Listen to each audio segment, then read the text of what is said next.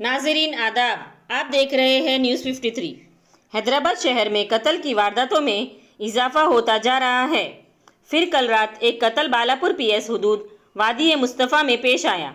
तफसीलात से पता चला है कि 24 साला सैयद मोमिन अपने दोस्त खालिद के साथ अपने दूसरे दोस्त फरहान के घर जा रहा था।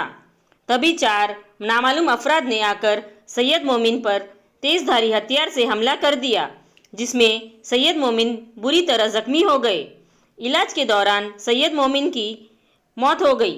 बालापुर पीएस ने इस मामले में एक केस दर्ज करके तहकीकात शुरू कर दी।